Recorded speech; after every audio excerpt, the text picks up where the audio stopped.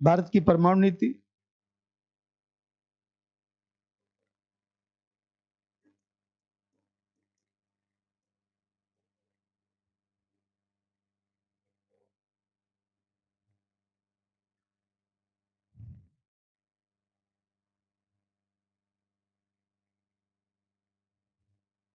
तो देखिए, पहला चीज तो यह है कि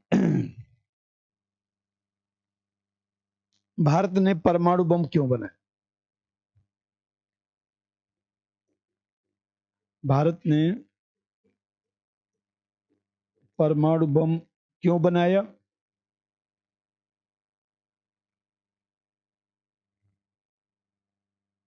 फिर भारत की परमाणु नीति क्या है?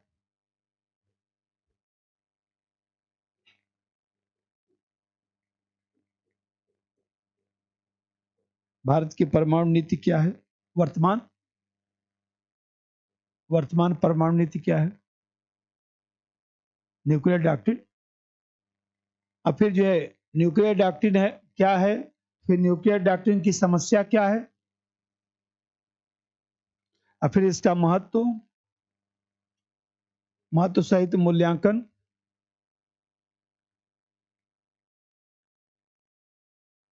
एक तो क्वेश्चन ये है। फिर इसमें क्वेश्चन एक आता है no first use. No first use, पहले प्रयोग न करने की नीति। पहले प्रयोग न करने की नीति। न करने की नीति,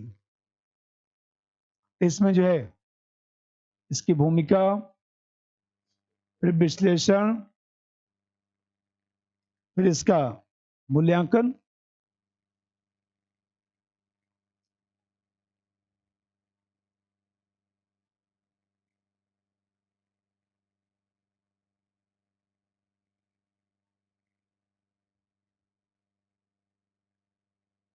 ये अलग क्वेश्चन आता है 150 शब्द में, आया भी होगा नो फर्स्ट यूज।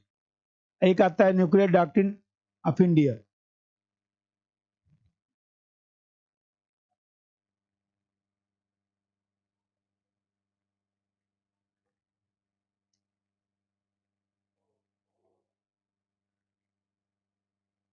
जैसा समझिए,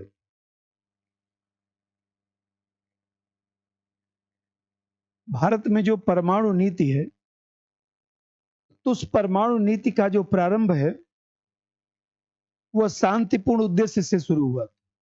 1974 में जो पोखरण फर्स्ट किया गया था तो शांतिपूर्ण उद्देश्य से शुरू हुआ। फिर 1998 में जो पोखरण विस्फोट हुआ उससे हम लोगों ने परमाणु बम बनाया। तो पहले तो कंसेप्ट ये क्लियर करिए कि पोखरण फर्स्ट है 1974, जो पोखरण फर्स्ट है 1974, और जो पोखरण सेकंड है, तो पोखरण फर्स्ट जो है उससे हम लोगों ने परमाणु बम नहीं बनाया। पोखरण सेकंड से हम लोगों ने परमाणु बम बनाया 1998। तो भारत में परमाणु बम 1998 में बना। अब जानते हैं कि जब 1974 में हम लोगों ने पोखरण फर्स्ट किया तो वैश्विक और क्षेत्रीय जो परिस्थितियां हैं वो धीरे धीरे जटिल बनती चली गई। जिसमें बताया कि 1964 में चीन ने परमाणु बम बना लिया, तो भी परिस्थिति जटिल हो गई। तो भारत ने, जब हम लोग आजाद हुए थे, तब जानते हैं कि आजादी के बाद 1948 की बात है, 1948 में परमाणु शक्ति अधिनियम बनाया गया था, एटॉमिक एनर्जी एक्ट बनाया गया था। सुनते रहिए, वीडियो तो आप लोगों को मिल ही जाता है, इसका वीडियो तो मिल जाता है ना सब, कोई दिक्कत तो है नहीं। मान लीजिए कुछ लिखना होगा तो बाद में भले लिख लीजिएगा, लेकिन पहले एक बार समझाने दीजिए, नया टॉपिक है ना। तो एक बार कंसेप्ट तो बने पहले, इस परमाणु नीति में कुछ है थोड़े ना। तो मैं बताया जब हम लोग आजाद हुए तो आजादी के बाद एटॉमिक एनर्जी एक्ट बनाया गया था 1948 में ही। उसके बाद जो है जो जहांगीर बाबा साहब थे, तो जहांगीर भाभा साहब की अध्यक्षता में जो है परमाणु ऊर्जा आयोग बनाया गया, वही पहले अध्यक्ष भी थे। अब जानते हैं कि परमाणु ऊर्जा जब आयोग बनाया गया तो जहांगीर भाभा साहब तो काफी विद्वान व्यक्ति थे, अमेरिका ने उनको तो मरवा दिया, उनकी भी हत्या करवा दी गई। पता नहीं चला कि कैसे वो मरे। जैसे बिपिन रावत साहब हेलीकॉप्टर से दुर्घटना हो गया तो कुछ पता थोड़ी चला कि कैसे हो गया, उसी तरह से वो भी बेचारे निकल गए। तो हाँ, उसी तरह से। तो 3 अगस्त 1954 उन्होंने ये कहा था कि विभाग बनाने से कोई फायदा नहीं होगा, आयोग बनाने से कोई फायदा बहुत ज्यादा है नहीं। जैसे गृह मंत्रालय है, रक्षा मंत्रालय है, वैसे विभाग बनना चाहिए। तब जानते हैं कि उस समय नेहरू साहब प्रधानमंत्री थे, तो नेहरू साहब ने कहा ठीक है, परमाणु शक्ति मंत्रालय बनाया गया, परमाणु शक्ति विभाग बनाया गया 1954 में। और फिर जो है मंत्रालय बनाकर सब एक व्यवस्था पूरी बना दी गई। लेकिन अब समस्या ये था कि सदन में सरकार को बताना पड़ता था कि हम क्या क्या कर रहे हैं। अब ये गोपनीय बात है, सुरक्षा से संबंधित बात है, विखंडन से संबंधित बात है, तो सदन में चर्चा देना ठीक नहीं था। तो 1962 में जो है एटॉमिक एनर्जी एक्ट में परिवर्तन कर दिया गया, और एटॉमिक एनर्जी एक्ट में परिवर्तन करके ये लिख दिया गया, भारत सरकार को अधिकार दे दिया गया कि जनता के कल्याण के लिए जो है शांतिपूर्ण तरीके से मंत्रालय जो है परमाणु शक्ति का प्रयोग कर सकता, और उसके लिए सदन में चर्चा देने की जरूरत नहीं, ये बात कह दिया गया। अब बस आप जानते हैं कि जब विभाग बन गया, मंत्रालय बन गया, ये लोग अपना गोपनीय तरीके से काम करना शुरू कर दिए। तो 1974 में जो है हम लोगों ने पहला विस्फोट किया, वो शांतिपूर्ण विस्फोट था।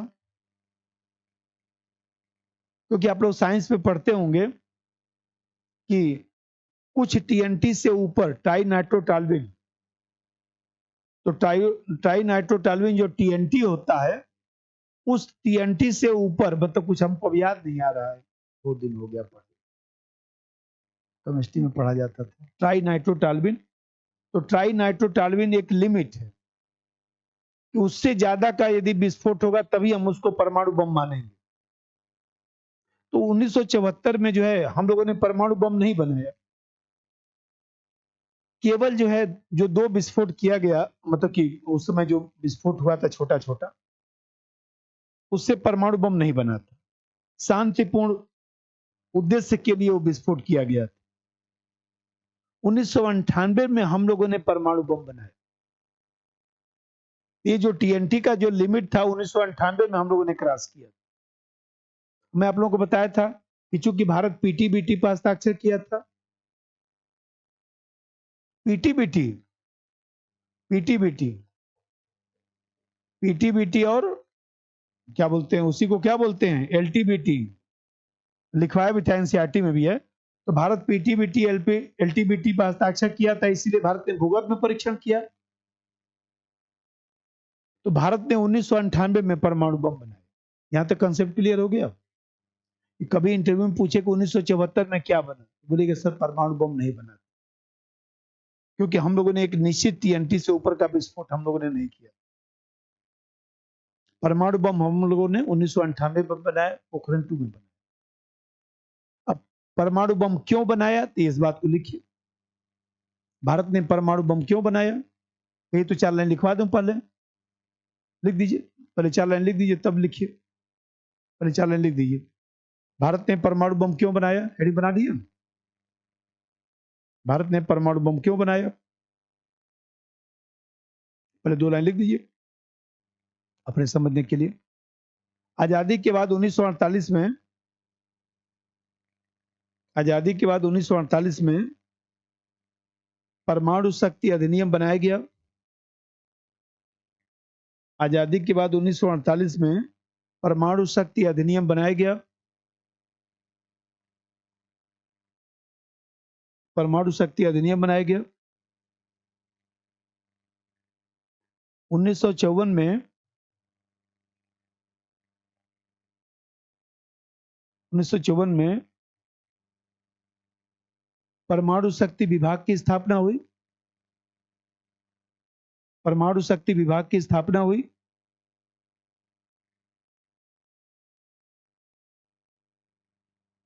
और 1962 में सरकार को अधिकार दिया गया कि वह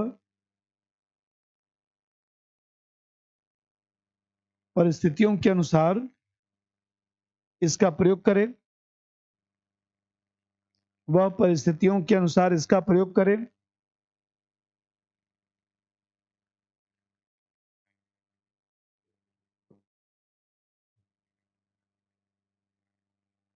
उन्नीस सौ चौहत्तर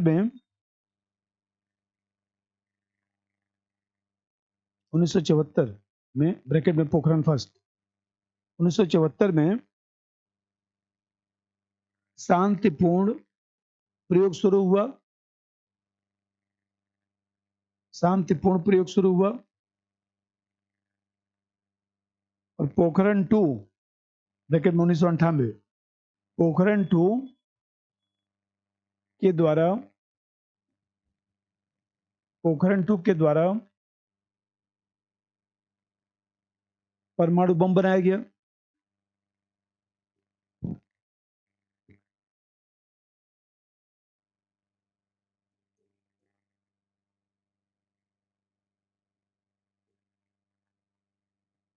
साइंस में परमाणु बम नहीं बोलते, वार हेड्स बोलते।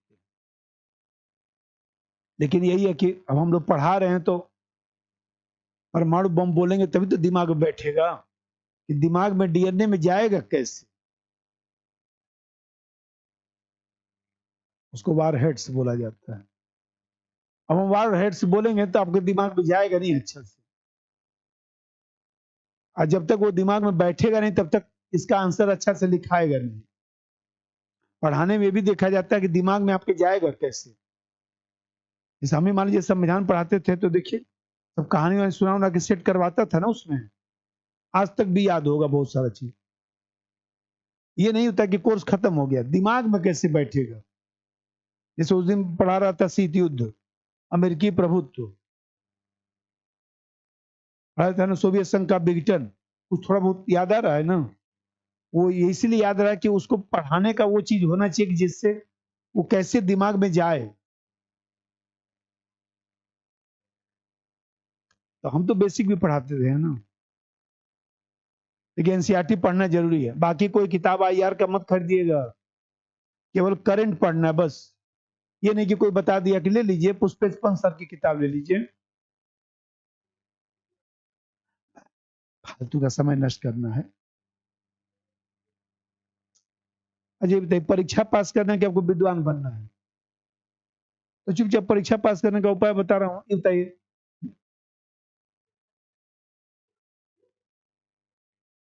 कोई फायदा नहीं है। परीक्षा पास कर लीजिए, पहले बन जाइए, उसके बाद लाइब्रेरी बना के पढ़ते रहिएगा जीवन भर। कौन सा शादी भी आपको करना है? नहीं, इनको कह रहा हूँ, शादी ब्याह तो करना नहीं है, पढ़ना ही तो है जीवन भर।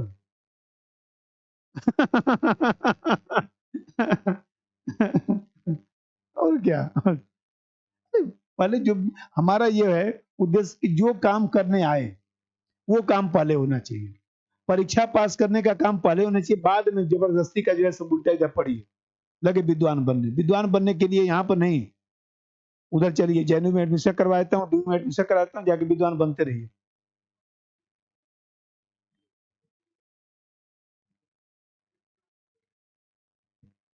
बात सही है।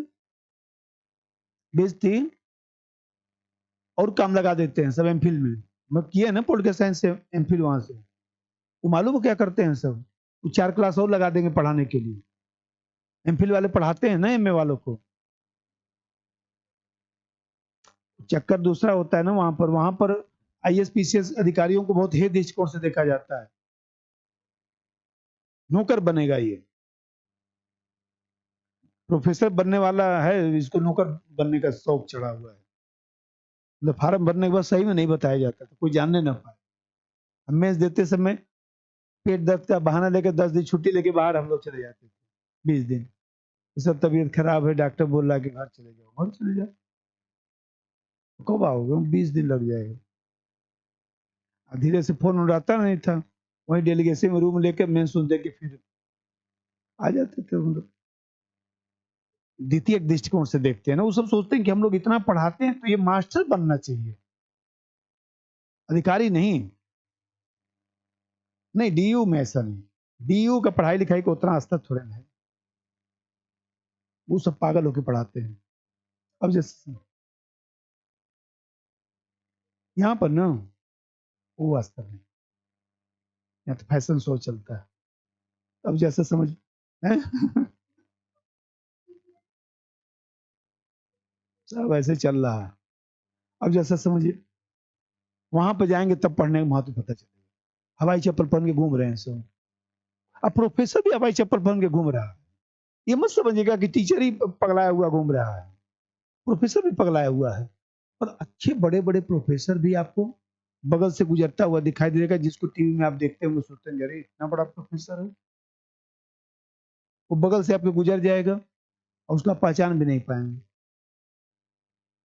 तो वही तो पता चलता है, जैसे हम लोग को ध्यान है सुभाष कश्यप सर, आज हम लोग को लगता है इतने बड़े आदमी हैं, इतने विद्वान व्यक्ति। हम लोग जमाने में पढ़ाते थे तो कभी कभी हम लोग क्या करते थे, उधर से क्लास में जैसे आ रहे हैं तो जो नई फिल्म बदलती थी, हम लोग पहले दिन फ्राइडे को ही देखते थे। तो वो आदत खराब था। तो फिल्म फ्राइडे को बदलती थी, सर को पता था कि ये 5-7 सब गायब होंगे फ्राइडे को। सर एक दिन क्या किए कि एकदम जो है उनकी क्लास लगती थी 11 बजे, हम लोग धीरे से उठ के जाते थे। बोले बंद करो गेट, गेट ही बंद करो उधर का। गेट बंद करा के बाहर से, बोले बाहर से बंद करके आ जाओ इधर। आ गए हम लोग। टिकट कटा हुआ था, 7 टिकट कटा हुआ था तो पैसा बर्बाद ही था। 10 रुपए टिकट मिलता था, 70 रुपए की टिकट, लेकिन उस जमाने में 70 रुपए का मतलब आज का 7,000 के बराबर। 12 बज गया, अब फिल्म शुरू होने वाली थी, बहुत तेज। अब असर का क्लास छूटता था 1:45 बजे। देखिए अब वही बात है, मन तो नहीं लग रहा था पढ़ने में, लेकिन अब वही बात है कि अब सर किसी तरह पढ़ाए तो हम लोग 12:15 बजे से बोलना शुरू कर दिए, सर आज रहने दीजिए, कल पढ़ा दीजिए। बोले नहीं, आज तो 1 बजे तक पढ़ा देता हूँ। हमने जब छूट ही जाएगा आधा फिल्म तो कहाँ समझ में आएगा, आधा फिल्म जब छूट ही जाएगा तो कहाँ समझ में आएगा। तो फिर सब हंसने लगे, तो हम लोग बोले कि तुम लोग इतना आज क्यों परेशान हो। अरे सर जानते हैं। बोले मैं समझ गया, तुम लोग फ्राइडे को फिल्म देखने जाते हो, टिकट कटाया है ना, आज फिल्म छुड़वाऊंगा तुम लोग, पैसा भी तुम लोग का बर्बाद कराऊंगा। 1 बजे छोड़े तब 1 बजे के बाद कहाँ फिल्म समझ में आएगा। एक बताइए, मान लीजिए बीच में आप आ गए, कुछ मजा नहीं ना आता है। फिल्म का मतलब है कि जब पर्दे पर एकदम शुरू हो तब फिल्म वहां से समझ में आता है बात। तो वही याद आया कि हमको देखो उस जमाने में ये सब हालत चलता रहता था। अब हम लोग को उतना पता रहता कि सर इतने बड़े विद्वान व्यक्ति हैं, तो टिकट न कटा के उन्हीं से ढंग से पढ़ लिया गया हो। अब जैसा समझिए, तो बाद में महत्व पता चलता है ना। तो ये मैं बता रहा था कि परमाणु बम बनाया, अब कारण लिखिए। देखिए पहला कारण तो यही चीन है, क्योंकि चीन जो है 1964 में परमाणु बम बना लिया था, तो चीन की सहायता से फिर पाकिस्तान ने भी परमाणु बम बना लिया था। क्यों कह रहा हूं, क्योंकि बताइए कि पाकिस्तान ने विस्फोट किया 13 तारीख को, 13 मई को। अरे भारत ने, भारत 8-9 मई को शायद किया था, मुझे याद नहीं आ रहा, मई का महीना था इतना तो कंफर्म है। पीटी का एग्जाम था 3-4 दिन के बाद, हम लोग पढ़ रहे थे, उसी में खबर आया कि भारत ने परमाणु बम बना लिया। तो 8-9 मई के आसपास की घटना है, और उसके 3-4 दिन के बाद ही परमाणु विस्फोट पाकिस्तान ने कर दिया। इसका मतलब कि पहले से सब पाकिस्तान रखा था तब ना विस्फोट कर दिया। कितने बड़े वैज्ञानिक थे कि 3 ही दिन में रिसर्च कर दी है। इसका मतलब कि चाइना ने पाकिस्तान को परमाणु बम दे रखा था, केवल विस्फोट करने की देरी थी। तो भारत ने परमाणु बम इसलिए बनाया क्योंकि भारत की राष्ट्रीय सुरक्षा प्रभावित हो रही। नंबर 1, भारत के पड़ोस में चीन,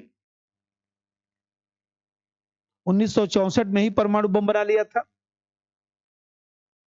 भारत के पड़ोस में चीन 1964 में ही परमाणु बम बना लिया था।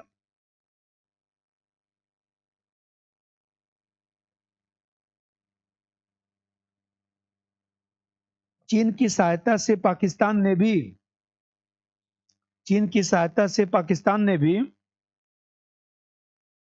चीन की सहायता से पाकिस्तान ने भी परमाणु बम बनाया था।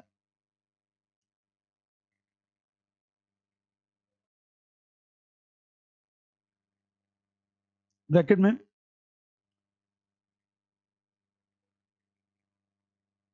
भले ही पाकिस्तान ने बाद में विस्फोट किया,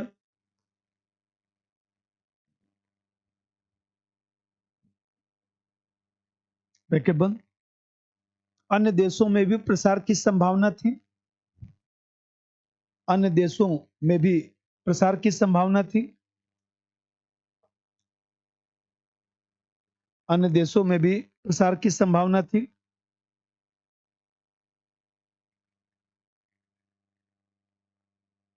जिससे भारत की राष्ट्रीय सुरक्षा प्रभावित हो रही थी।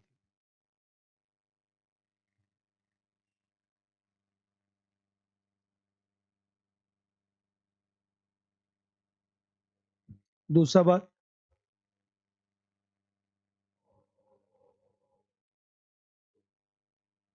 भारत ने परमाणु बम क्यों बनाया, तो दूसरा बात समझिए।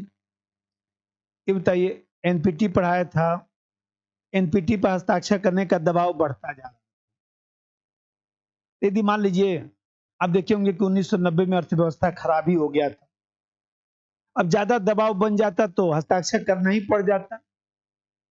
तो उससे अच्छा है कि जो बिना विस्फोट के हस्ताक्षर करने का अवसर ही समाप्त हो जाता। ये बताइए, हस्ताक्षर करने के लिए दबाव बढ़ता जा रहा था, तो भारत ने सोचा कि परमाणु बम पहले बना लेते हैं, बाद में जो होगा देखा जाए। यदि हम नहीं बनाएंगे तो बाद में हस्ताक्षर कर देंगे, तब तो नहीं बनेगा,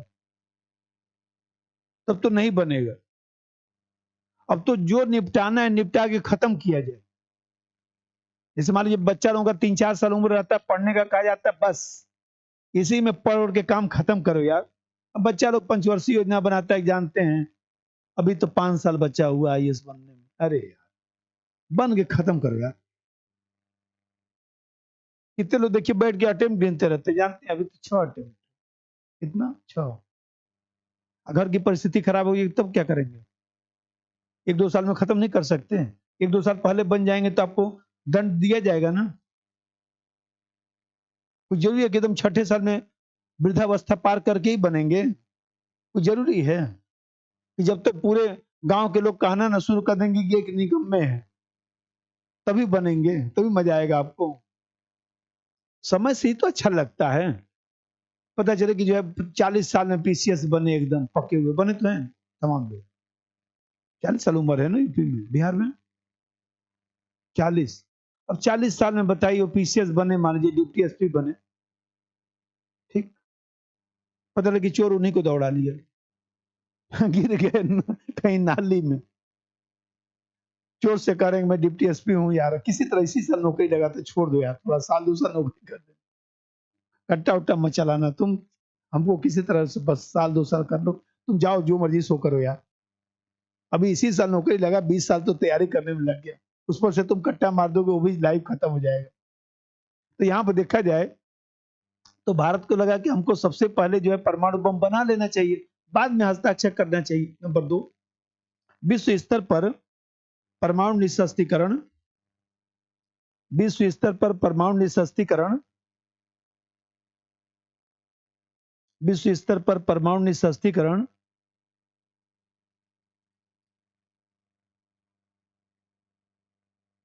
परमाणु निःशस्त्रीकरण के प्रयास चल रहे थे। एनपीटी सीटीबीटी एनपीटी सीटीबीटी पर हस्ताक्षर का दबाव बन रहा था। एनपीटी सीटीबीटी पर हस्ताक्षर का दबाव बन रहा था।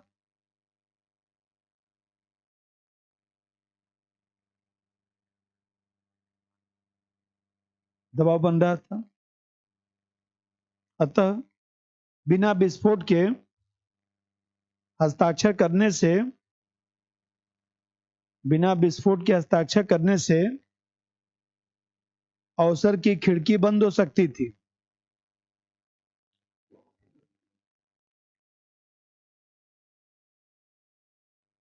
अवसर की खिड़की बंद हो सकती थी।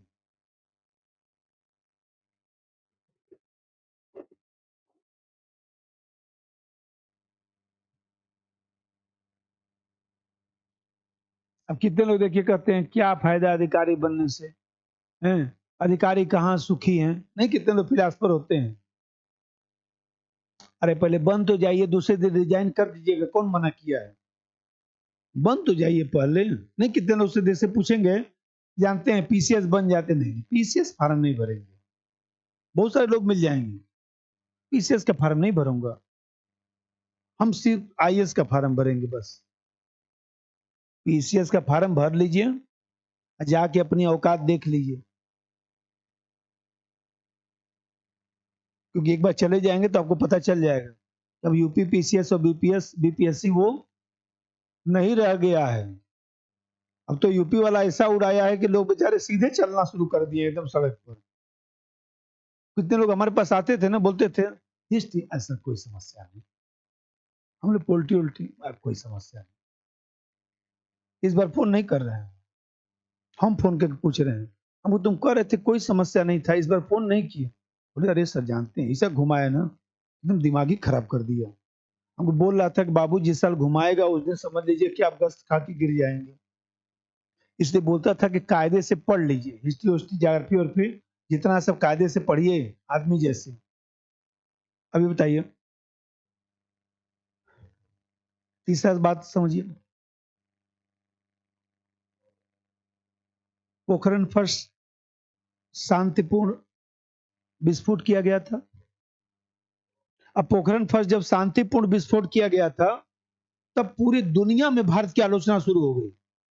सब लोगों ने प्रतिबंध लगा दिया, नहीं नहीं भारत परमाणु बम बना रहा है। अमेरिका ने सुपर कंप्यूटर देने से मना कर दिया, क्रायोजेनिक इंजन देने से जो है रसिया ने मना कर दिया अमेरिका के दबाव में। क्रायोजेनिक इंजन तो दिया, तकनीक नहीं दिया।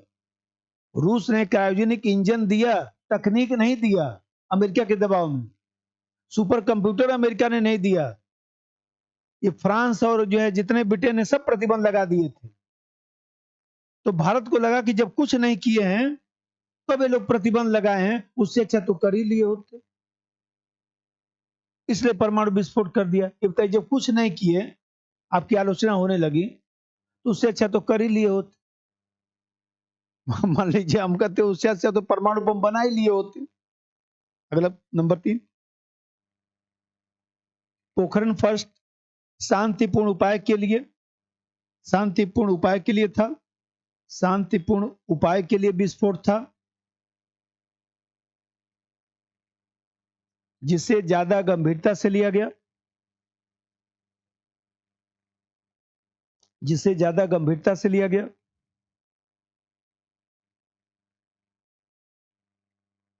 America, Britain, France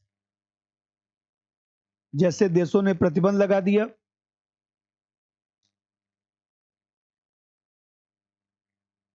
America, Britain, France जैसे देशों ने प्रतिबंध लगा दिया।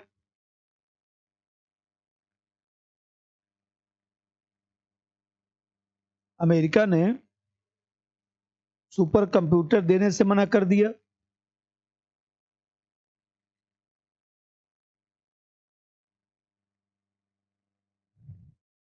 अमेरिका के दबाव में रूस क्रायोजेनिक तकनीक नहीं दिया। अमेरिका के दबाव में रूस क्रायोजेनिक तकनीक नहीं दिया।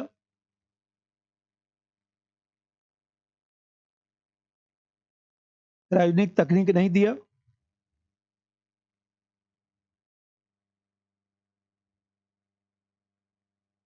क्रायोजेनिक तकनीक नहीं दिया।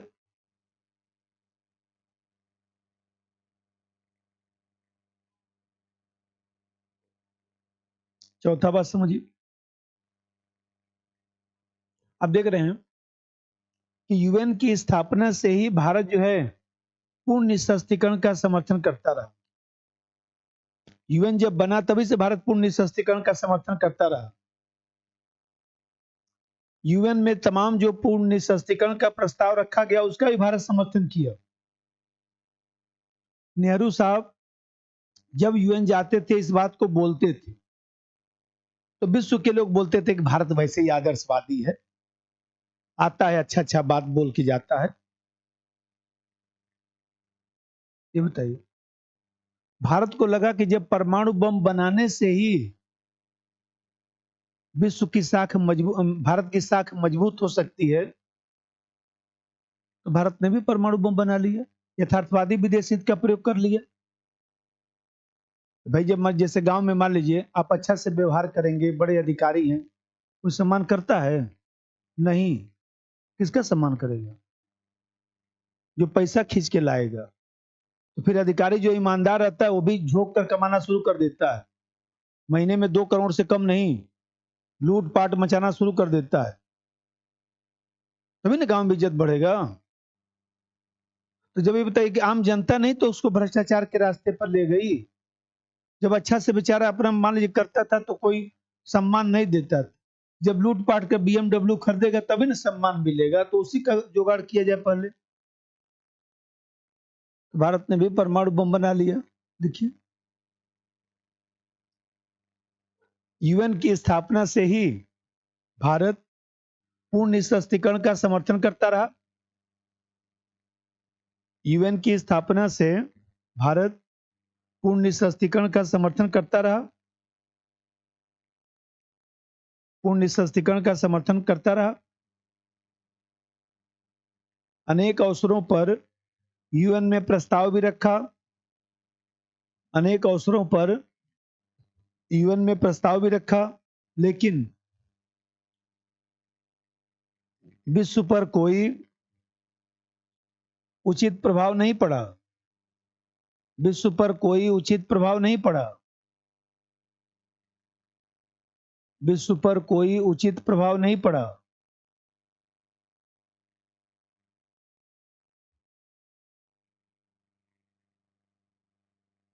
विश्व पर कोई उचित प्रभाव नहीं पड़ा। अतः भारत ने भी यथार्थवादी विदेश नीति का प्रयोग किया। अतः भारत ने भी वास्तविक विदेश नीति का प्रयोग किया, यथार्थवादी विदेश नीति का प्रयोग किया।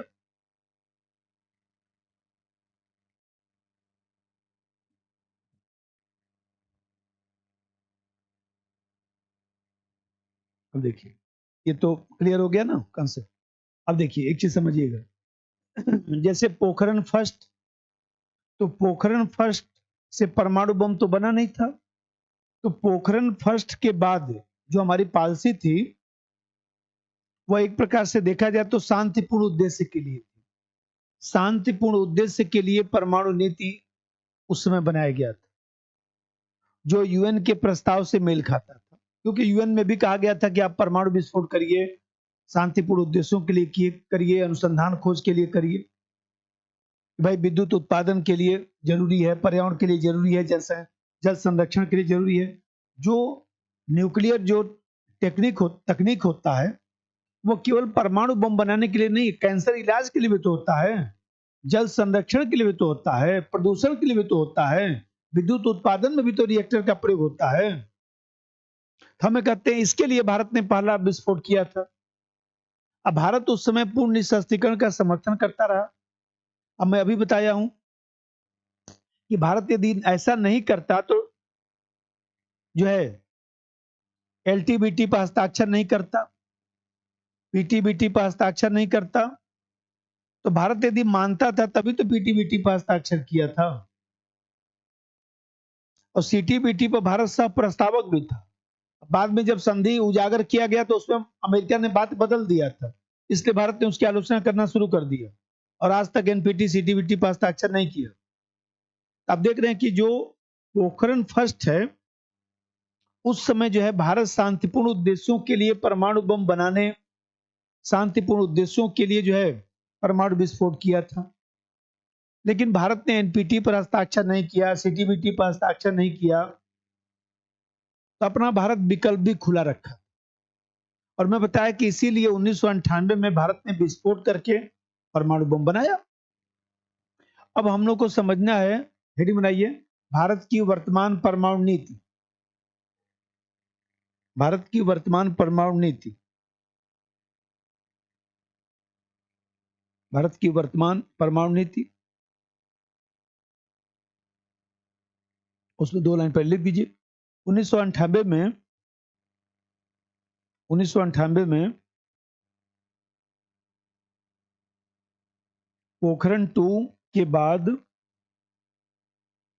1998 में पोखरण 2 के बाद राष्ट्रीय सुरक्षा सलाहकार समिति,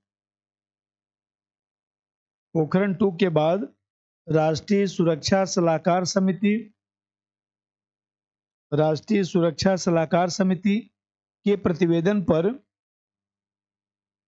राष्ट्रीय सुरक्षा सलाहकार समिति के प्रतिवेदन पर परमाणु नीति बनाई गई, जिसमें 2003 में कुछ परिवर्तन किया गया, जिसमें 2003 में कुछ परिवर्तन किया गया।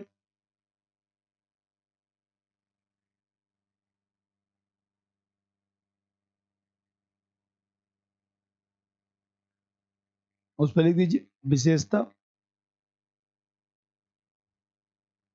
आप लोग देखिए, ये जो टाइम हम लोग का है, आज हमें लेट हो गया था। 1 बजे से लेकर, आपका क्लास कितने में शुरू होता है? हो गया ना खत्म? हाँ, मतलब 1 बजे से लेकर, और जो है हम लोग जो है सामान्यतः 3:30 बजे तक पढ़ ही सकते हैं, कोई दिक्कत नहीं। हाँ, कोई दिक्कत। तो ये टाइम आप लोग जो है कि कहीं मत इधर उधर इन्वॉल्व करिएगा। सैटरडे संडे सबकी बात बता रहा हूँ। कभी संडे को चल सकता है क्लास। जैसे क्या है ना कि इसको, चूंकि आप लोगों को पीटी भी पढ़ना है ना, अब तो मान लीजिए सपोज करिए कि इस क्लास को ये मान के चला जाए कि 40 दिन के भीतर ये खत्म हो जाएगा। नहीं, जनवरी नहीं, मतलब कि 1-2 फरवरी तक इसको खत्म करना। भाई कोई चीज़ समय से होना चाहिए ना। तो उसमें मान लीजिए यदि जरूरत होगा तो हम लोग संडे को भी पढ़ लेंगे, उसमें क्या है, 3 घंटा। पर इस टाइम पर ही पढ़ाऊंगा। संडे को भी मैं इसी टाइम पर पढ़ाऊंगा। ये नहीं बोलूंगा कि सुबह आ जाइएगा, शाम को आ जाइएगा।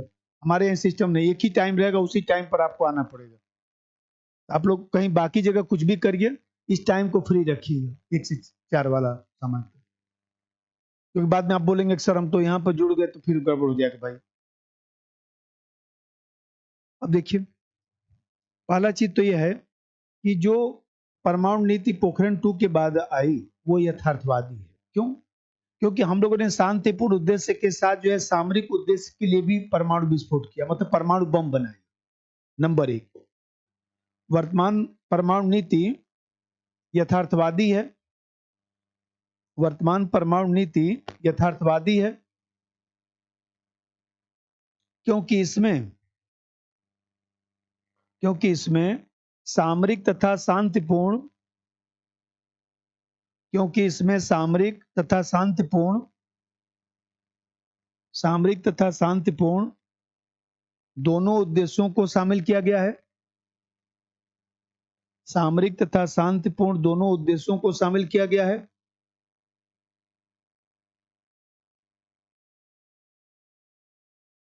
सामरिक तथा शांतिपूर्ण दोनों उद्देश्यों को शामिल किया गया है।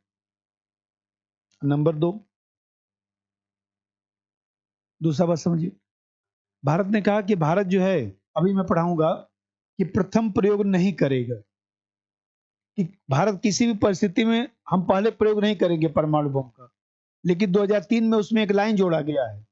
2003 में कहा गया कि जैविक और रासायनिक हथियारों से यदि भारत पर हमला होगा तो भारत पहले प्रयोग कर सकता है।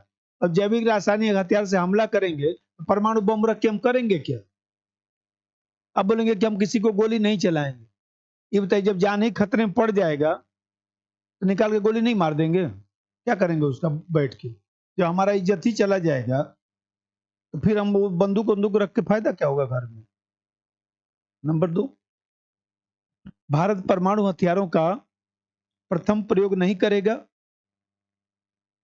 भारत परमाणु हथियारों का प्रथम प्रयोग नहीं करेगा, लेकिन 2003 में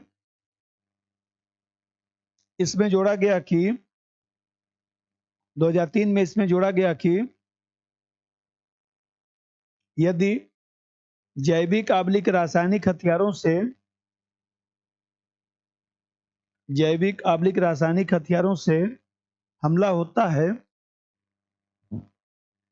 जैविक और रासायनिक हथियारों से हमला होता है,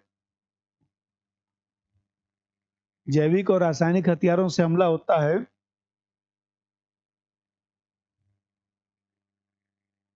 तो भारत इसका प्रयोग कर सकता है।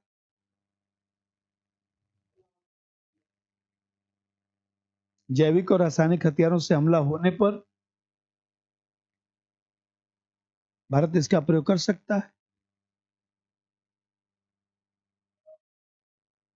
मतलब कुछ लगता है कि नहीं, कुछ ऐसा हो रहा है, प्रयोग कर सकता है। इसे क्या समझिए, भारत ने इसमें अपनी जो परमाणु नीति है उसमें एक लाइन भारत ने ये लिखा है, minimum credible deterrent effective. Minimum credible deterrent effective का मतलब कि भारत जो है न्यूनतम आवश्यक विश्वसनीय प्रतिरोधक क्षमता तक परमाणु बम बनाएगा। मतलब भारत उतना परमाणु बम रखेगा जिससे अन्य राष्ट्रों को प्रभावी और विश्वसनीय रूप से जो है भारत पर हमला करने से रोक सके। मतलब हम इतना पढ़ाई जरूर पढ़ेंगे कि पीटी हमारा रुके ना। अब ये नहीं कि बाद में जानते हैं घुमा दिया था तो आप कोई बच्चे घूम गए थे, कर क्या रहे थे आप? नहीं, अभी यूपी में पेपर आया है तो तमाम लोग बोल रहे होंगे ना, जानते घुमा दिया, टप पूछ दिया, कुछ ऐसे तथ्य पूछ दिए जो किताबों में नहीं था, पढ़ा लिखा आया नहीं, हमसे पूछ के पेपर बनाना चाहिए था यूपी का। आईएएस पीसीएस का परीक्षा है ना, पूछ के पेपर बनाएगा, नेहरू बिहार में आएगा, पेपर बनवा के लेके जाएगा। दिमाग खराब है? ये बताइए, घुमा दिया पेपर, घुमा दिया था, अब घूम गए। आपको सब पढ़ के जाना चाहिए था ना अच्छा से। हम लोग जमाने में यही तो होता था, बढ़िया से पढ़ाई होती थी, रम के एकदम, कुछ भी नहीं छोड़ूंगा, सब पढ़ के जाऊंगा। आजकल बच्चा लोग पहले सबसे पहले आता तो यही पूछता है कि सर हमारा कितना पढ़ने से हो जाएगा सिलेक्शन, मिनिमम बताइए जो पढ़ने से सिलेक्शन हो जाए। अभी तो मन में गुस्सा आता है कि नहीं, आईएएस बनने के लिए हमको मिनिमम बताइए कि क्या क्या, हल्का सा टच बता दीजिए, कुछ उतने ही पढ़ लेंगे। मन तो यही करता है दरवाजा बंद करके उसके बाद लाठी उठी निकाल के तोड़ाई शुरू कर दूं तुरंत। अब कब पढ़ोगे यार? अब आईएएस जैसी परीक्षा, आईएएस से बड़ी भारत में कौन सी परीक्षा है? तब कब पढ़ेंगे आप? अब कब अपनी प्रतिभा दिखाएंगे आप? ओलंपिक में दौड़ने जा रहे हैं और कह रहे हैं कि किस, इतना बताइए कि काम चल जाए, वहां काम चलाएंगे? पलक झपकते पता लगे 5 लोग आगे निकल गए। पता है ना कि वो चौहान जी 10 किलोमीटर की दौड़ दौड़ने गए थे बीएचयू से। हमको पूरा नाम नहीं याद है, वो ओलंपिक में गए थे दौड़ने के लिए। चौहान जी याद है, हमारे क्लास के थे। तो हम लोग उनको स्टेशन से छोड़ने गए थे, तो मैं समझ से 10वें नंबर पर कि 8वें नंबर पर वो आए थे ओलंपिक में। अरे तो वो भी बहुत बड़ी उपलब्धि है कि 8वें नंबर पर आए। तो अपना आए दिल्ली से फिर ट्रेन से गए, पहुंचे बीएचयू में, 100-150 बच्चे स्टेशन पे पहुंचे हुए थे। चौहान जी जिंदाबाद। चौहान जी ट्रेन से उतरे, रो रहे थे, बोले क्या जिंदाबाद कर रहे हैं, कुछ भी पदक तो नहीं मिला। हम कह, अरे महाराज आप ओलंपिक गए, इतने ही हम लोग के लिए पदक है, 8वें नंबर पर रहे ना, फोटो आपका निकला ना पेपरवा में, यही हम लोग के लिए बहुत बड़ी उपलब्धि है। जिंदाबाद क्यों नहीं करें हम लोग? रो रहे थे कि सर महसूस कर रहे थे कि जिंदाबाद कर रहे हैं, कोई पदक भी नहीं लाया। तो मान लीजिए हम लोग उनको समझाएं क्यों रो रहे हैं महाराज, अरे आप गए थे दौड़ने के लिए, हम लोग इतने बहुत अच्छा लगा। हम लोग कोने में ले आके, अब चूंकि गए थे विदेश दौड़ने के लिए, तो फिर कोने में ले आके हम लोग पूछते थे, वही थे कि क्या क्या सब वहां स्थिति रहा। सब पूरा अच्छा से बताइए, छुपाइएगा कुछ मत। तो बोले जानते हैं, वो जो गोली चला के सब दौड़ाते हैं ना, वो हम पहली बार देखे थे, वैसा आवाज में नहीं सुने थे हम तो पहले जब गोली चलाए ऐसे जब दौड़े तो हम उधर ही देखने लगे। 1 मिनट तो समझिए उसमें भी चला गया होगा वो समझने में कि दौड़ू कि रुकूं, प्रैक्टिस तो था नहीं। अब बोले ये सब कपड़ा का जूता हमको खरीदवाए थे सब बताइए, वहां तगड़ा तगड़ा सब जूता पहने थे महाराज, क्या दौड़ू बताइए। गोटी उटी वाला जूता सब पहन के दौड़ रहे थे, हम अपना जूता देखे कपड़ा वाला, हम के जाओ हटाओ। ऐसे ही हमारे मन में हो गया, पहले ही डिप्रेशन आ गया था, क्या दौड़े। ये बताइए, हम कहते हैं कि यहाँ पे जैसे मैं बता रहा था कि भारत ने कहा कि हम जो है इतना परमाणु बम जरूर बनाएंगे कि दूसरा देश जो है हमला करने से उसको रोक सकूं। नंबर 2, भारत न्यूनतम आवश्यक भारत न्यूनतम आवश्यक विश्वसनीय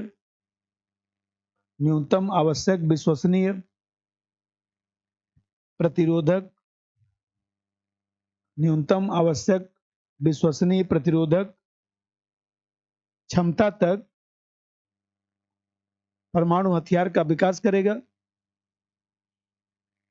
परमाणु हथियार का विकास करेगा। परमाणु हथियार का विकास करेगा,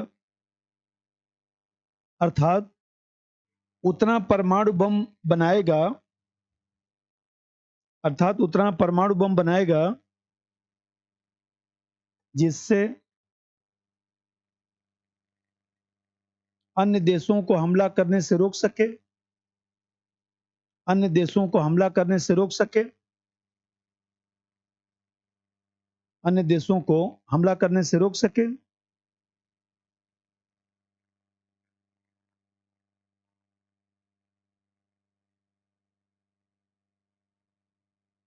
अन्य देशों को हमला करने से रोक सके। तीसरा बात देखिए, इसमें भारत ने ये कहा था, जो परमाणु नीति पढ़ा रहा था, पहली विशेषता, दूसरी और तीसरी समझिए। भारत ने कहा कि परमाणु हथियार रहित जो देश हैं उनके खिलाफ हम परमाणु बम का प्रयोग नहीं करें। परमाणु हथियार जो रहित देश हैं उनके खिलाफ हम परमाणु बम का प्रयोग नहीं करेंगे। और कहीं ना कहीं जो है हमारे यहाँ जो परमाणु हथियार है उस पर सेना का कब्जा नहीं रहेगा, नागरिक नियंत्रण रहेगा, मतलब प्रधानमंत्री का नियंत्रण रहेगा। जो परमाणु बटन है वो प्रधानमंत्री के नियंत्रण में रहेगा। और सबसे बड़ी बात है कि हम लोग जो है परमाणु हथियार जो बनाए हैं उससे संबंधित जो भी तकनीक है, उससे संबंधित जो मिसाइल है, जो तमाम चीजें हैं, भारत ने खुद ही उस पर प्रतिबंध लगा लिया कि हम जो परमाणु जो प्रक्षेपास्त्र है, जो प्रौद्योगिकी है, ये सब चीज जो है दूसरे देश को हम नहीं देंगे। लिख लीजिए अगला पॉइंट, परमाणु हथियार रहित देश के खिलाफ, परमाणु हथियार रहित देश के खिलाफ, परमाणु हथियार रहित देश के खिलाफ, परमाणु हथियार रहित देश के खिलाफ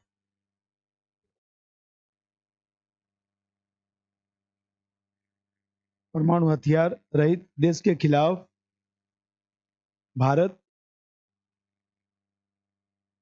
इसका प्रयोग नहीं करेगा। और साथ ही संबंधित प्रक्षेपास्त्र तकनीक, संबंधित प्रक्षेपास्त्र तकनीक दूसरे देशों को नहीं देगा, दूसरे देशों को नहीं देगा।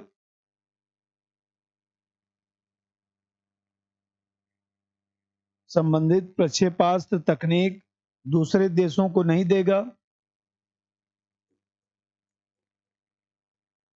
प्रक्षेपास्त्र तकनीक दूसरे देशों को नहीं देगा। और फिर अगला पॉइंट, भारत पूर्ण निशस्त्रीकरण का समर्थन करता रहेगा। भारत पूर्ण निशस्त्रीकरण का समर्थन करता रहेगा।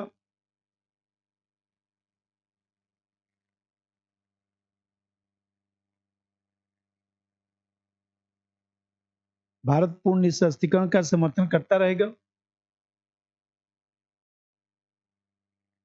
और यदि परमाणु मुक्त विश्व बनाने की बात होती है, यदि परमाणु मुक्त विश्व बनाने की बात होती है,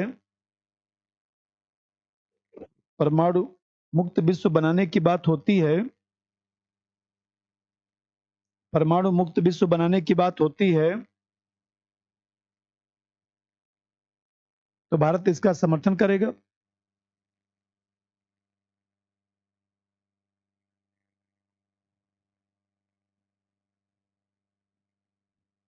एक पॉइंट और लिखिए, परमाणु अस्त्रों पर सेना का नहीं, परमाणु अस्त्रों पर सेना का नहीं बल्कि नागरिक नेतृत्व का नियंत्रण होगा। नागरिक नेतृत्व का नियंत्रण होगा।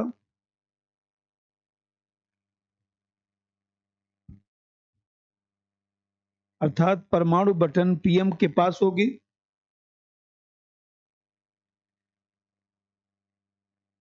परमाणु बटन पीएम के पास होगी।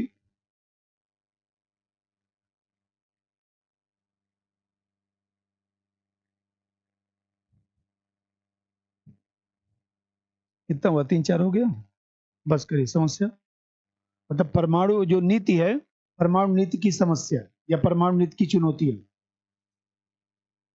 इसका क्वेश्चन सिंपल आता है, ऐसे आता है न्यूक्लियर डॉक्ट्रिन क्या है भारत की, इसकी क्या चुनौती और क्या महत्व है। अलग से समस्या लिखवाता हूँ, अलग से महत्व लिखवा दूंगा। कोई कठिन उठिन क्वेश्चन नहीं आता, आया भी होगा, तीसरे चौथे साल पूछता है। पढ़ने का दुख है बस इस फील्ड में। नौकरी को लेकर टेंशन मत लीजिएगा, नौकरी मिल जाएगा। पढ़ने का दुख है, नौकरी क्यों नहीं मिलेगा? कब तक मुर्गा खैर मनाएगा? एक बार इतना पढ़िए ना, इतना पढ़िए कि पीटी का पूछने का लेवल ये हो, इतना पढ़िए, इतना पढ़िए भयंकर एकदम। 150 क्वेश्चन यूपी में आता है, लगा के आइए 120, काम खत्म। अब बोलिए होगा कि नहीं? ये होना चाहिए। ये नहीं कि जैसे अभी लोग लगा के आए 80 के आसपास, किसी का 77 बैठ रहा है, किसी का 78, रोज फोन कर रहे हैं। क्या स्थिति रहेगा सर? अब मैं तो समझ ही रहा हूं कि आपका क्या स्थिति, आप क्या बताएंगे? अब क्या बताइए, क्या करूं? क्या करूं? अंदर से पता है कि आपका 75 यही आसपास है, तो मैं भी क्या करूं? यही तो बोलता हूं कि उसी के आसपास रहेगा, 1-2 क्वेश्चन कम ज्यादा। परेशान मत होइए, पढ़िए। फिर अभी एक ओलंपिक और होने वाला है ना,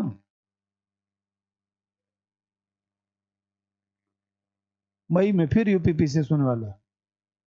कोई बात नहीं, इस ओलंपिक में बाहर हो गए, कोई बात नहीं, अगली ओलंपिक में दौड़ लीजिए। क्यों परेशान है? अभी फिर तो आ ही रहा है, फिर दौड़ लीजिएगा कसकर।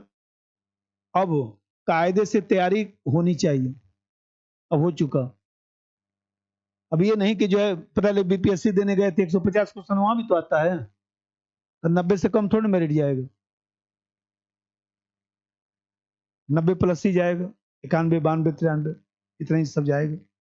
अब वो नहीं कि पता चले कि जोड़ रहे हैं तो 88 से ज्यादा हो ही नहीं रहा है, जोड़ते जोड़ते पेपर फट गया, 88 ज्यादा हुआ ही नहीं। वो चीज नहीं, सीधा 105 खत्म। अब वो सब अस्तर लाइए आप लोग। पीटी ओटी फेल होने का मतलब नहीं, कंबोडिया वियतनाम कहीं भी गए पीटी पास। अब वो सब पढ़िए अच्छा से। अब पहली समस्या देखिए, ये बताइए, इस नीति में ये स्पष्ट नहीं है कि कोई आतंकवादी संगठन परमाणु बम फेंकेगा तो आप कहां आक्रमण करेंगे? बताइए, अलकायदा परमाणु बम फेंक देगा, आईएस फेंक देगा, तो किस देश पर आप आक्रमण करेंगे? अलकायदा का तो कोई देश है नहीं, वो बोलेगा हमारा कहां देश है। मान लीजिए अफगानिस्तान पे फेंकने जाएंगे तो अफगानिस्तान और बोलेगा हमारे यहाँ तालिबान का शासन, कहाँ अलकायदा, कहाँ परमाणु बम लेके चले आए? घूम गया क्या दिमाग आपका? अलकायदा को खोजिए कहाँ है, तो अलकायदा किसी आतंकवादी संगठन का कोई देश थोड़ी ना होता है। अच्छा ये बताइए, मान लीजिए नाटो ने परमाणु बम हमला कर दिया, तो नाटो भी तो कोई देश नहीं है, उसमें अमेरिका भी है, ब्रिटेन भी है, फ्रांस भी है, सब है। या तो सब पर फेंकिए या तो मत फेंकिए। नंबर एक, परमाणु नीति में स्पष्ट नहीं है कि नॉन स्टेट एक्टर, इसको नॉन स्टेट एक्टर बोला जाता है।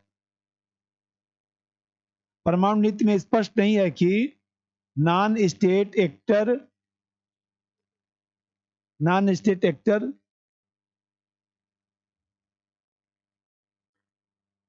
परमाणु हथियारों का प्रयोग करता है तो भारत क्या करेगा? परमाणु हथियारों का प्रयोग करता है तो भारत क्या करेगा?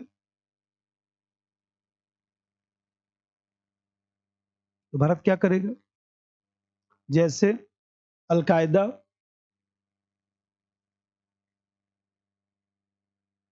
नाटो आदि के द्वारा हमला होने पर, आदि के द्वारा हमला होने पर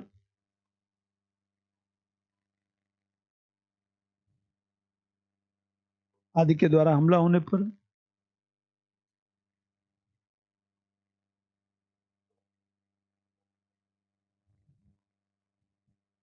इसे देखिए, भारत ने जो है, हम लोग आदर्शवादी हैं ना, हम लोगों ने परमाणु नीति पे लिख दिया नो फर्स्ट यूज।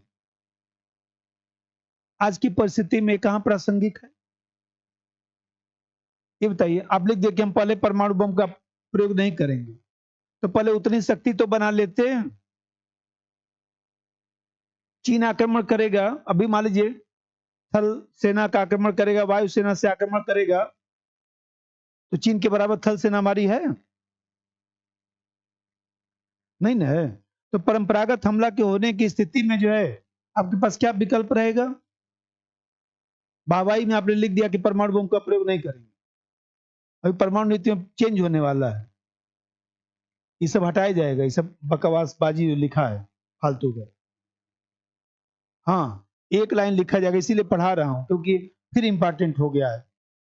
एक लाइन लिखा जाएगा कि जब विपरीत परिस्थिति आएगी भारत परमाणु बम का प्रयोग कर सकता है, बाकी हटाइए, सब खत्म करिए।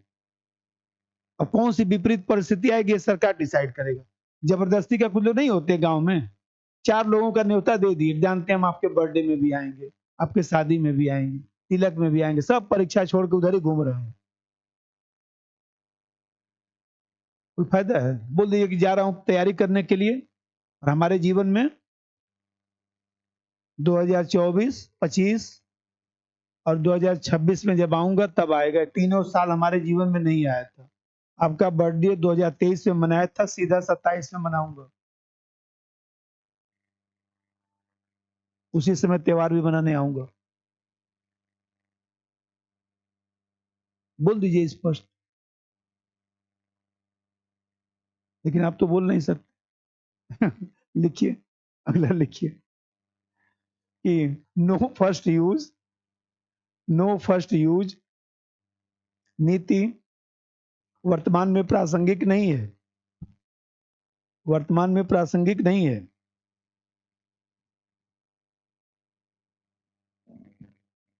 क्योंकि परंपरागत हमला होने की स्थिति में,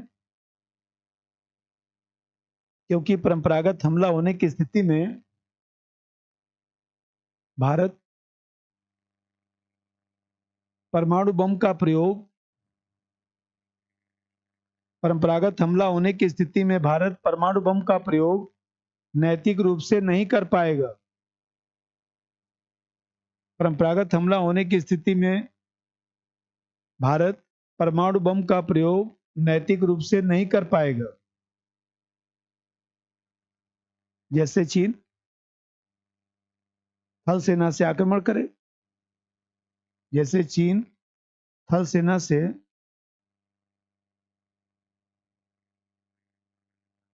आक्रमण करेगा तो नहीं कर सकता।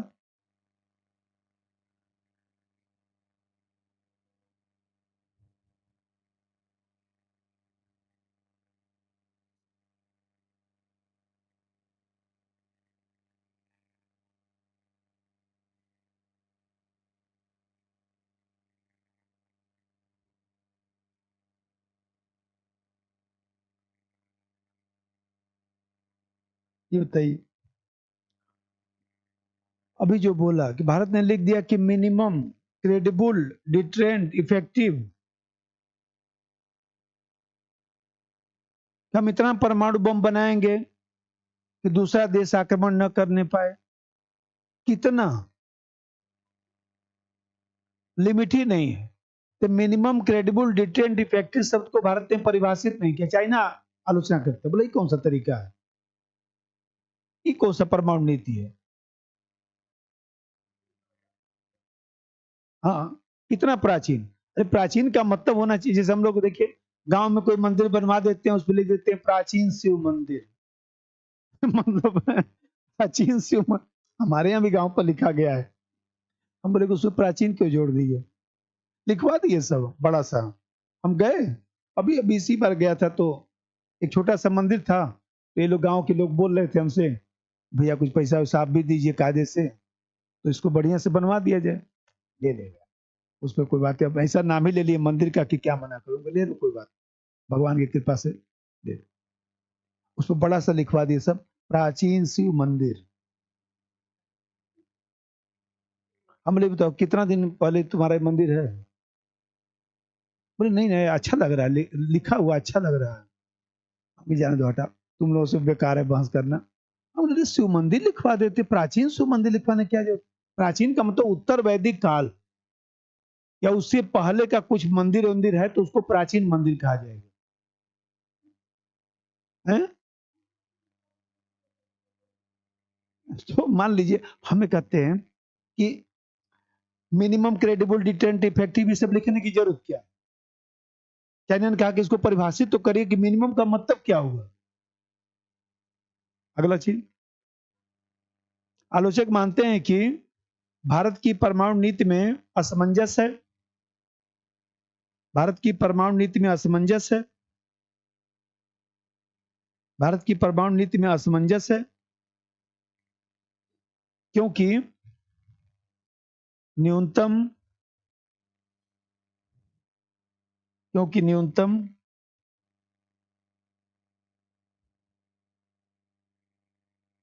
प्रतिरोधक क्षमता की व्याख्या नहीं की गई है, न्यूनतम प्रतिरोधक क्षमता की व्याख्या नहीं है।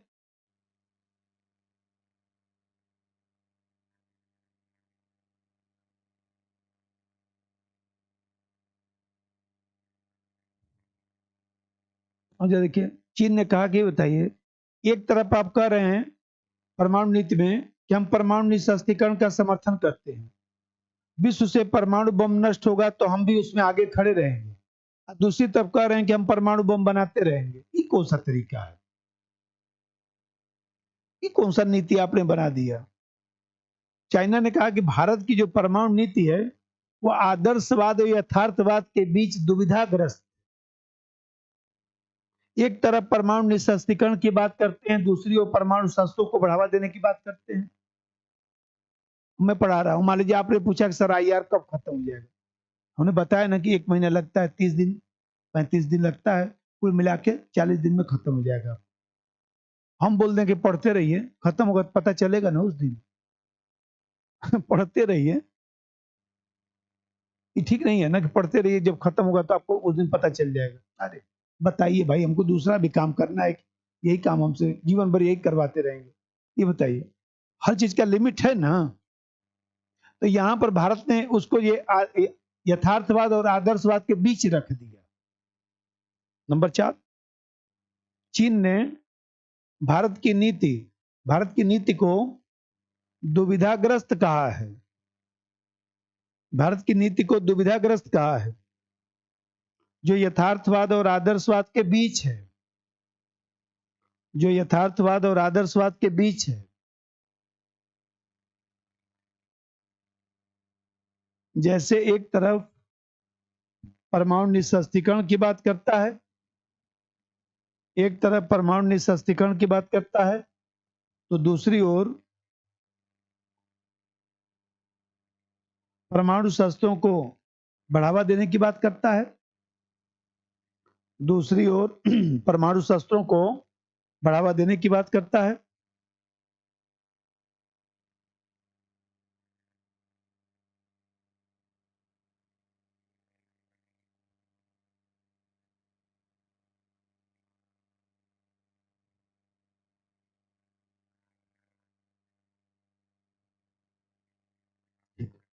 अब महत्व,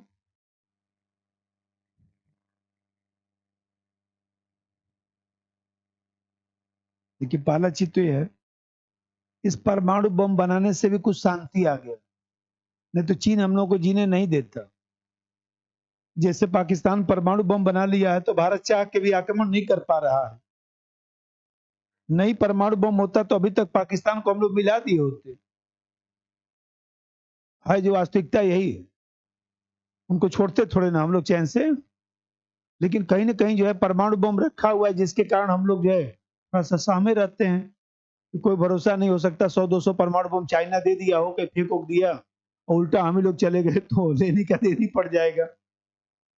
अब नहीं, एक बात कर रहा हूं कि कितना रखा है, क्या रखा है, हम लोग पता नहीं ना है कि जैविक हथियार, रासायनिक हथियार क्या क्या बना रखा है। ये भी तो समस्या आ जाएगा जैसे एक बार ऐसे वही कह रहा हूं कि अब मान लीजिए 1000 रखा हो। नंबर एक, पहला मत, परमाणु बम बनाने से दक्षिण एशिया क्षेत्र में शांति और स्थिरता को बढ़ावा मिला है। दक्षिण एशिया क्षेत्र में शांति और स्थिरता को बढ़ावा मिला है,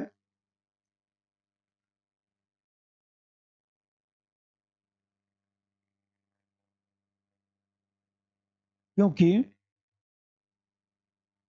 1998 के बाद कोई बड़ा युद्ध नहीं हुआ है।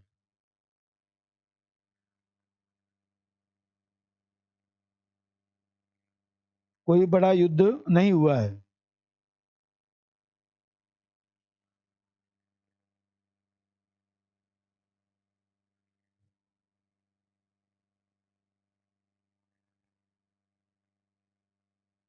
कोई बड़ा युद्ध नहीं हुआ है।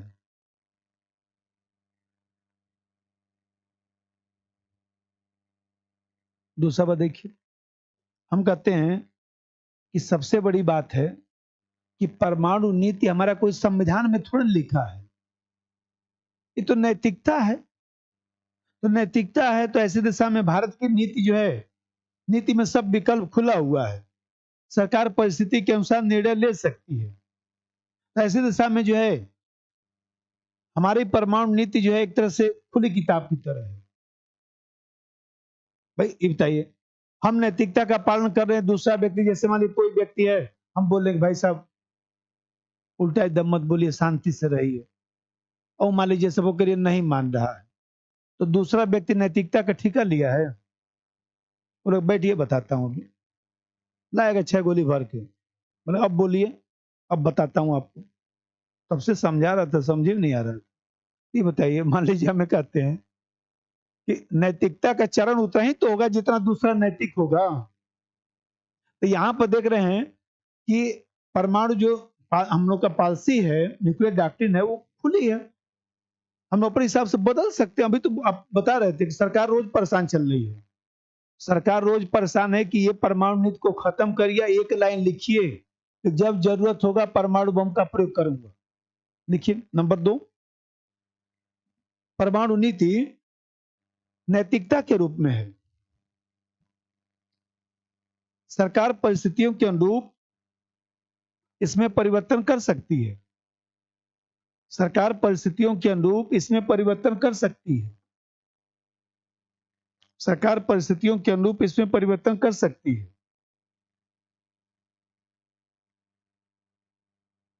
जैसे वर्तमान सरकार जैसे वर्तमान सरकार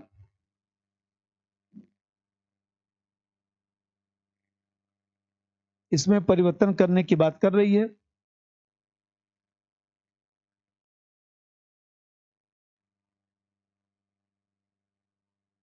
नंबर 3 लिख दीजिए, परमाणु नीति से भारत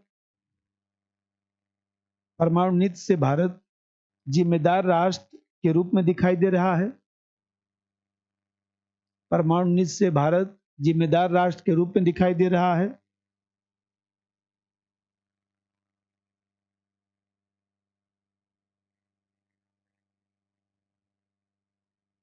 क्योंकि परमाणु बम न रखने वाले देशों के खिलाफ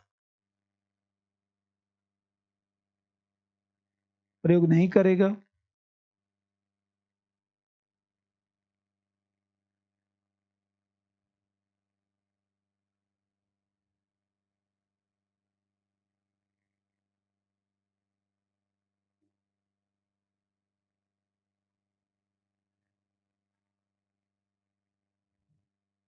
अब जा देखिए, ये जो परमाणु नीति है, ये बताइए, अभी जाके गांव में आप बोलेंगे कि जो मैं कह रहा हूं मानिए, क्योंकि मैं अभी 1 साल 1.5 साल के बाद आने ही वाला हूं।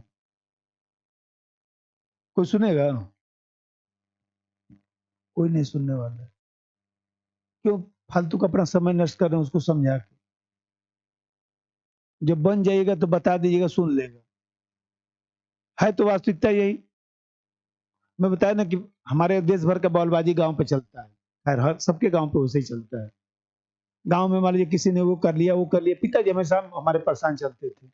देख रहे हो ना, वो खेत जो है सीधा था, देख रहे हो अब टेढ़ा हो गया है। हम पिताजी को बोलते थे कि मैं कर दूंगा ठीक, गर्मी की छुट्टी में आऊंगा, सब एकदम आप जैसे बोलिएगा वैसे सीधा करवा दूंगा। और गर्मी की छुट्टी में यही होता था। जाता था, 10 दिन रहता था। जो लेखपाल, कानूनगो, नायब तहसीलदार, सब लोग पढ़े लिखे मित्र दोस्त वहीं पे एसडीएम म्यूजियम टहलते रहते थे। मैं फोन करके बोलता था हमको ऐसा करिएगा, फीता उता भिजवा के। बोले हम लोग को पता है, पिछले साल भी तो हुआ था नापी जोखी। बोले हाँ पिछले साल भी हुआ था, इस साल भी करना है। बोले तो बाटी चोखा का बनवा दीजिएगा, वहीं पर खाया जाएगा ना। ना बनेगा, बन जाएगा। आके नाप उप के इधर उधर तोड़ ताड़ के हर साल हो जाते थे। पिताजी बोलते थे ठीक। हम उनको बोलते थे कोई हमारा लेके नहीं जा पाएगा, ट्रैक्टर पर रख कर खेत नहीं लेके जा पाएगा, हम ले लूंगा, परेशान मत हुई। बोले जितना मैं कहता हूँ उतना तुम करो। तो मान लीजिए, हम कहते हैं गांव के लोग तो ऐसे ही रहते हैं ना, क्या करेंगे। उनका प्राण आधा खेत में ही रहता है।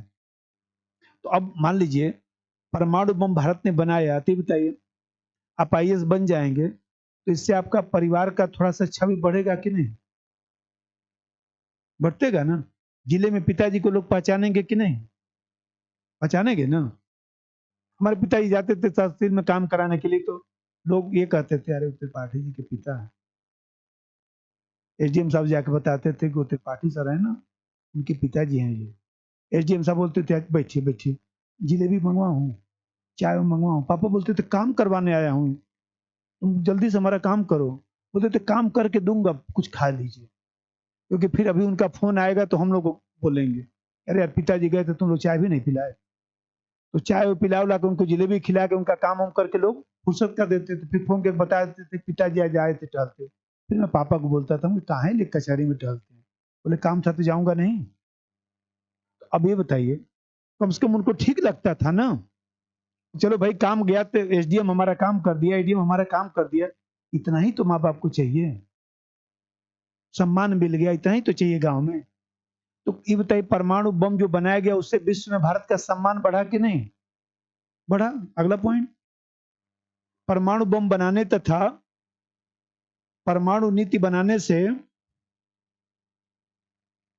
परमाणु बम बनाने तथा परमाणु नीति बनाने से भारत की अंतर्राष्ट्रीय छवि में वृद्धि हुआ। भारत की अंतर्राष्ट्रीय छवि में वृद्धि हुआ, जिसका लाभ संधि समझौतों में दिखाई देता है।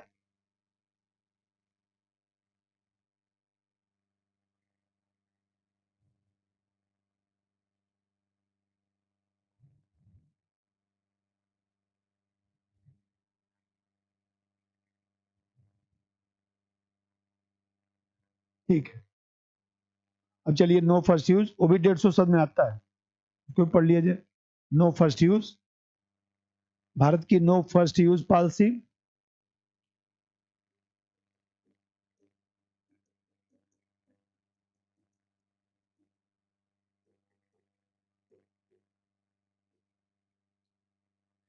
तो पहले भूमिका,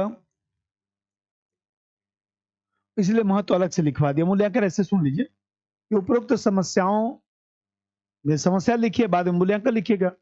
तो उपरोक्त समस्याओं के बावजूद भी भारत की जो नीति है वो खुली हुई है। कहीं न कहीं जो है वह भारत किसी भी परिस्थिति में कोई भी निर्णय ले सकता है, कोई दबाव तो है नहीं, हम लोग संप्रभु देश हैं। अब भारत उत्तरदायी राष्ट्र के रूप में जो है वो कहीं न कहीं देखा जाए तो इसका जो कमान है वो नागरिक नियंत्रण में दिया हुआ है, जिससे उसका दुरुपयोग ना हो पाए। और उसी में जो अभी महत्व लिखवाया, एक्चुअली क्या है ना, आजकल प्रश्न पूछने का तरीका बदल दिया। पूछेगा कि भारत की परमाणु नीति का महत्व, बहुत तेज दिमाग खराब होता है कि परमाणु नीति का महत्व कहीं खोजेंगे तो कहीं किताब में नहीं दिखाई देगा आपको। दिखाई क्या देगा? परमाणु नीति की विशेषता, और पूछ रहा है महत्व, इसीलिए 3-4 पॉइंट लिखवा दिए। अब इसका पहले भूमिका और फिर इसके बाद जो है जो नो फर्स्ट यूज नीति है, इसका क्या महत्व है, इसकी क्या प्रासंगिकता है, मतलब इसको जो है परमाणु नीति में क्यों रखा गया।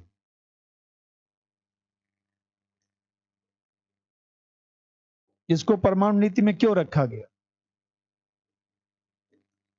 इसको परमाणु नीति में क्यों रखा गया,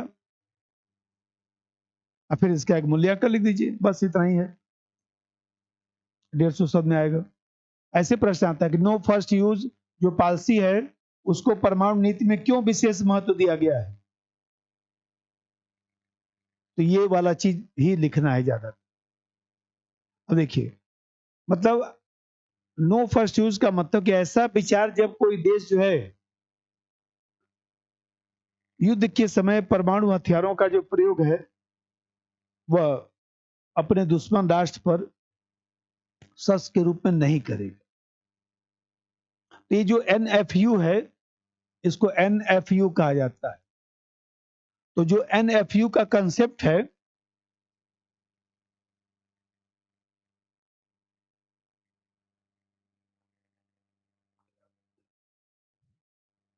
जो एनएफयू का कंसेप्ट है 1964 में जो है चीन ने इसका प्रयोग किया था सबसे पहले। 1982 में जो है सोवियत संघ ने प्रयोग किया। जानते हैं सोवियत संघ से बाहर हो चुका है। सोवियत संघ अपनी परमाणु नीति में जो एनएफयू का प्रयोग ही नहीं करता, हटा दिया। चाइना करता है, चाइना ने लिखा है कि चाइना तो गद्दार देश है, बताइए। चाइना की बातों का कोई भरोसा नहीं करना चाहिए। भारत चीन भाई भाई का नारा लगा के आक्रमण कर दिया। नेहरू साहब समझ ही नहीं पाए, बोले क्या कर रहे हो, बोले यही तो करना था। तो मान लीजिए हम क्या करते हैं, तो अब यहाँ देख रहे हैं 1998 में भारत ने इसका प्रयोग किया। इस तरह से दो ही देश पूरे विश्व में एनएफयू का प्रयोग करते हैं, भारत और चीन। तो चीन तो गद्दार है, वो तो कुछ भी लिखेगा कुछ भी करेगा, लेकिन भारत को तो क्या मतलब है लिखने का चीन के चक्कर में। देखिए, ऐसा विचार जब कोई देश युद्ध के समय, ऐसा विचार जब कोई देश युद्ध के समय परमाणु हथियार का प्रयोग, परमाणु हथियार का प्रयोग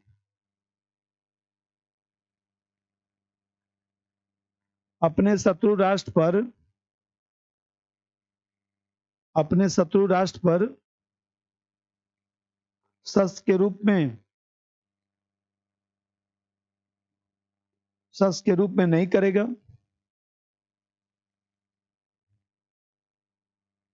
जब तक कि वह इसका प्रयोग न करे, जब तक कि वह इसका प्रयोग न करे,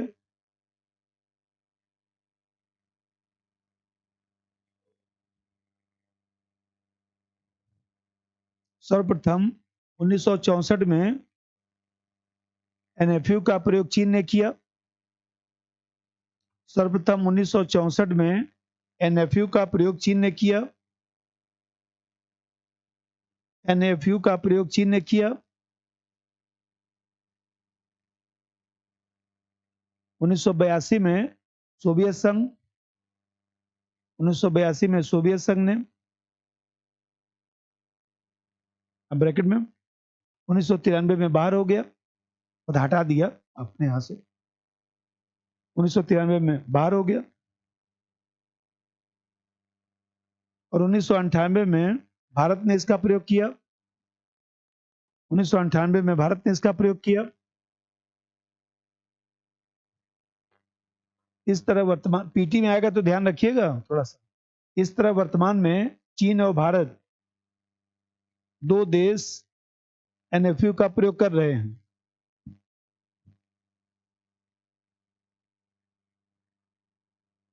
कहीं देख रहा था सीडीएस में क्वेश्चन पूछा था एनएफयू का प्रयोग कौन कौन देश कर रहे हैं, भारत और चीन टिक लगाना था।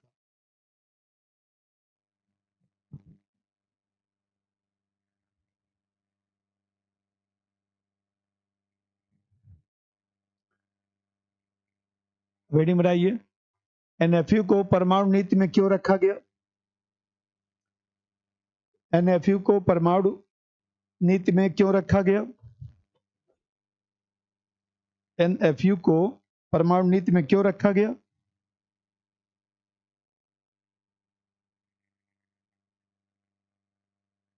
परमाणु नीति में क्यों रखा गया? पहला बात देखिए, भारत विश्व राजनीति में अभी भी मुख्य भूमिका तो निभा नहीं पा रहा है। कहने के लिए विश्व गुरु कहते रहिए, कहने से क्या होता है?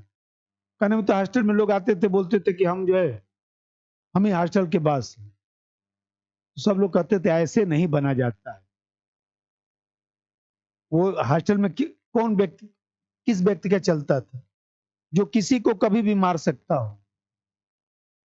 चौराहे पर मान लीजिए सबको करिए, चौराहे पर कोई है जिनका बात हॉस्टल में चलता है, जाके चौराहे पर उनको मारना पड़ता था पहले बल भर, फिर सब लोग छोड़ा देते थे, छोड़ी छोड़ी छोड़ी छोड़ी, तब मान लिया जाता था कि इसका मतलब अब ये शक्तिशाली नहीं रहे, अब ये शक्तिशाली है। और फिर कुछ दिनों के बाद जिनको मारा जाता तो वो भी जाकर बात मान लेते थे कि नहीं जो आप कहेंगे वही बात माना जाएगा, कोई दिक्कत की बात। तो यहां पर ही बताइए, भारत का कुछ विश्व में ज्यादा तो चलता उलता है। ये दूसरी बात है कि यूक्रेन युद्ध रुकवा दिया, लोगों को बुला लिया, मान लीजिए हमें कहते हैं। ये बताइए, अभी तक भारत एनएसजी का सदस्य नहीं है। अभी भारत यूएनएससी का स्थायी सदस्य नहीं है। अभी आगे पढ़ाऊंगा। तो भारत ने सोचा कि जरा सा एनएफयू लिख देंगे, इससे भारत की साख विश्व में मजबूत हो जाएगी और यूएनओ के लोग समझेंगे कि भारत ही जो है महान देश है। उस महानता के कारण कुछ जिम्मेदारी दे देंगे, लेकिन यहाँ कोई महानता के कारण जिम्मेदारी देने वाला है नहीं। यहाँ तो आपको परीक्षा पास करना पड़ेगा। देखिए नंबर 1, भारत अभी भी विश्व राजनीति में भारत अभी भी विश्व राजनीति में मुख्य भूमिका नहीं निभा पा रहा है। भारत अभी भी विश्व राजनीति में मुख्य भूमिका नहीं निभा पा रहा है। यूएनएससी का स्थायी सदस्य नहीं है। आगे पढ़ाऊंगा। यूएनएससी का स्थायी सदस्य नहीं है। यूएनएससी का स्थायी सदस्य नहीं है। अतः एनएफयू द्वारा अपनी क्षमता एनएफयू द्वारा अपनी क्षमता तथा छवि को मजबूत कर सकता है। अपनी क्षमता और छवि को मजबूत कर सकता है।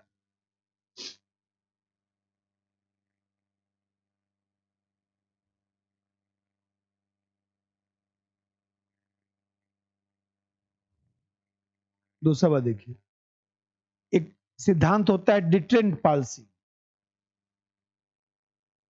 आप लोग क्या है नहीं, डिटरेंट पॉलिसी का मतलब होता है कि भारत विपरीत परिस्थिति में भी परमाणु बम का प्रयोग नहीं करेगा। भारत विपरीत परिस्थिति में भी परमाणु बम का प्रयोग नहीं करेगा। देखिए, जब आप लोग मान लीजिए नौकरी पा जाएंगे, रिवाल्वर खरीद के रख लेंगे अलमारी में, एक संकल्प लेना पड़ता है कि हम किसी भी परिस्थिति में गोली नहीं चलाएंगे। बहुत विपरीत परिस्थिति आ जाएगी तो पता चले कि मान लीजिए आपको ही का लड़का है, आपको उल्टा इधर बोलना शुरू कर दिया, हो सकता है, कोई भरोसा नहीं आजकल युग में। मान लीजिए आप ही का लड़का आपको उल्टा इधर बोलना शुरू कर दिया तो क्या करेंगे? मान लीजिए और लोग कर देते हैं, अपने बेटे को ही गोली मार देते हैं, अपने भाई को ही गोली मार देते हैं, नहीं पेपर पढ़ते हैं।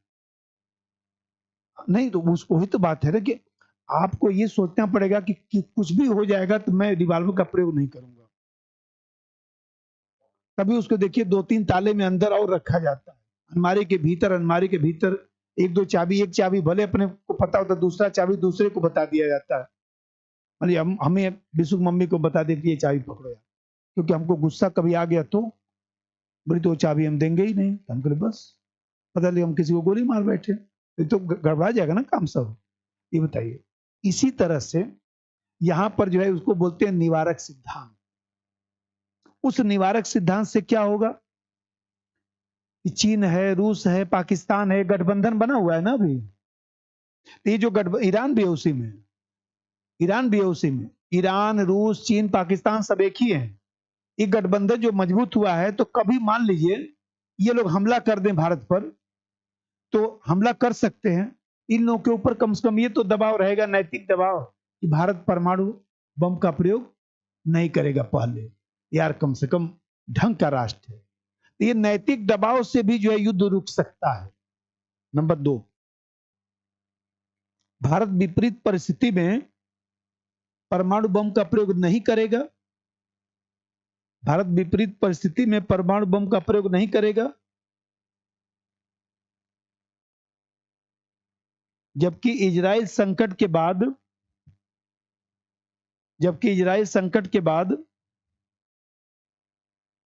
रूस, चीन, पाकिस्तान, ईरान,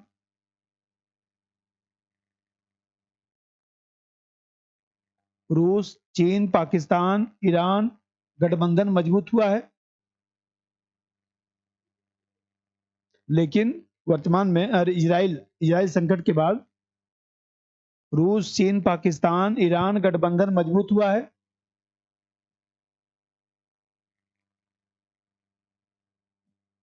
जिस पर नैतिक दबाव बना रहेगा, जिस पर नैतिक दबाव बना रहेगा, जिस पर नैतिक दबाव बना रहेगा।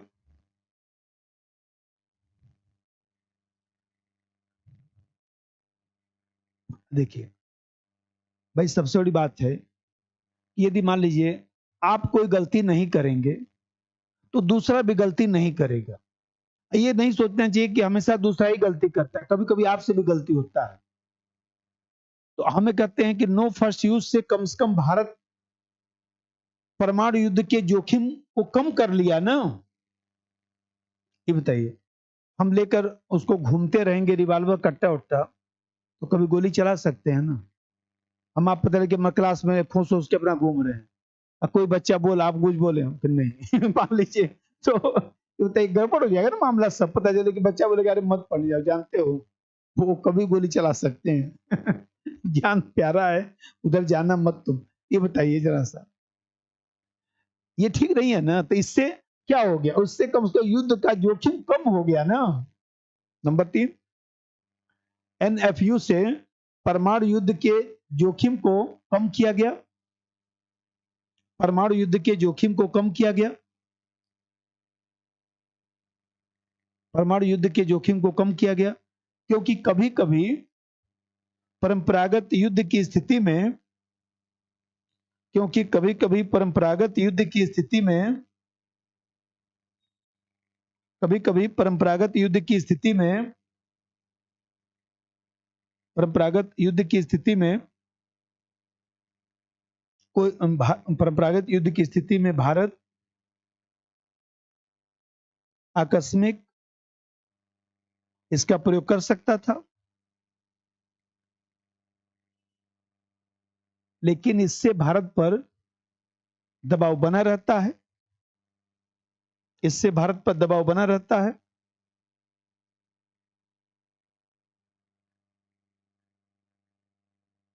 इससे भारत पर दबाव बना रहता है।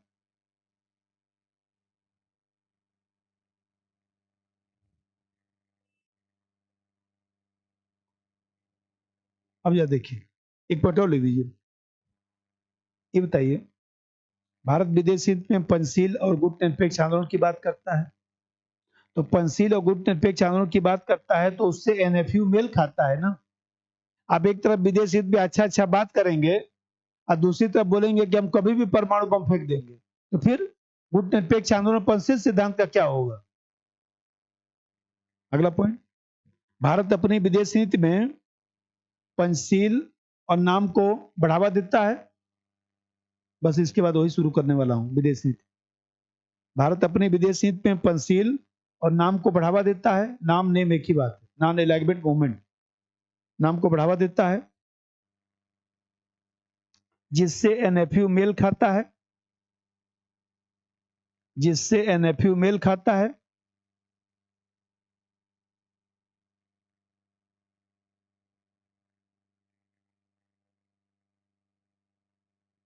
एक पॉइंट और लिख दीजिए, एनएफयू के रहने से ही चीन पर, एनएफयू के रहने से ही चीन पर, एनएफयू के रहने से ही चीन पर नैतिक दबाव बना रहता है कि,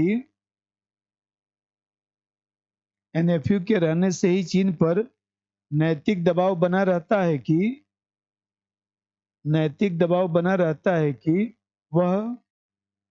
वह भी अपनी नीति में परिवर्तन न करे, वह भी अपनी नीति में परिवर्तन न करे।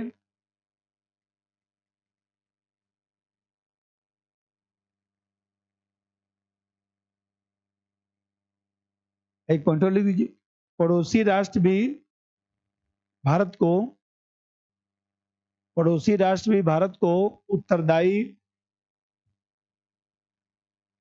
उत्तरदायी आवलिक संवेदनशील राष्ट्र समझते हैं।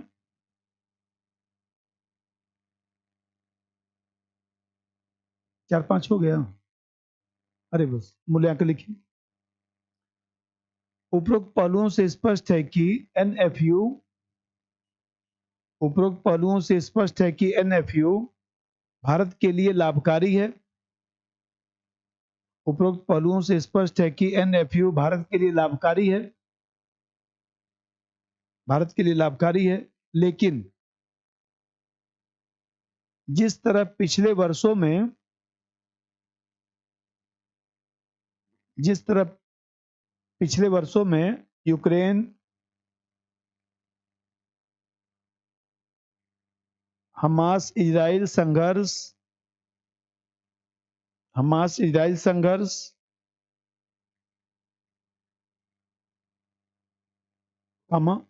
ईरान इजराइल संघर्ष, ईरान इजराइल संघर्ष,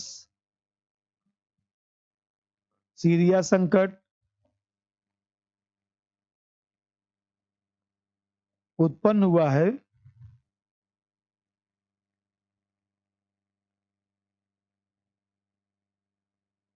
नव शीत युद्ध को बढ़ावा मिला है, नव शीत युद्ध को बढ़ावा मिला है,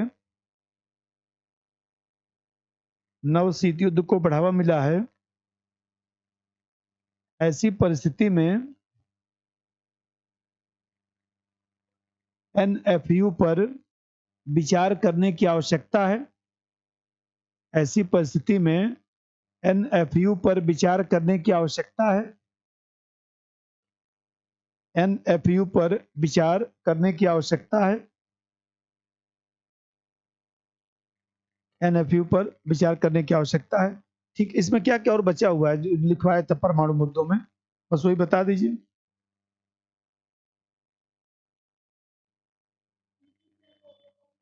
ठीक है, हाँ ठीक। जो करे इसमें देखिए, इसमें ध्यान रखिएगा कि बहुत सारे मुद्दे क्या होते हैं, आते हैं और जाते हैं। तो जो हम लोग 2-3 साल से जो मुद्दा चल रहा है, जैसे एनएसजी चल रहा है, आपके पीटी में भी आता है, विभिन्न देशों से परमाणु समझौता एक सामान्य मुद्दा है, तो भी हम लोग पढ़ लेंगे। जैसे अभी उत्तरी कोरिया का देखे होंगे, विवाद चल रहा है, तो उत्तरी कोरिया का पढ़ लेना है। या मान लीजिए सब अगर ये ईरान का विवाद चल रहा है तो ईरान पढ़ लेना है। हम लोग को इस तरह से ध्यान रखना है कि करंट का मुद्दा छूटने ना पाए। कुछ छूटेगा तो आप लोग याद भी दिला दीजिएगा, वैसे तो मैं ध्यान रखता हूँ। ठीक, अच्छा तो हम लोग का क्लास कल नहीं होगा क्योंकि कल तो सब बंद है, तो क्या फायदा अकेले खोलने से। सैटरडे को हो जाएगा क्लास, सैटरडे को हो जाएगा, लेकिन बस आप लोग ये ध्यान रखिएगा सैटरडे संडे 1 से 4 वाला क्लास कहीं आप लोग मत रखिएगा, क्योंकि मैं इसको पढ़ाऊंगा लगातार। तो ठीक है, कल हम लोग का क्लास नहीं होगा, परसों क्लास होगा।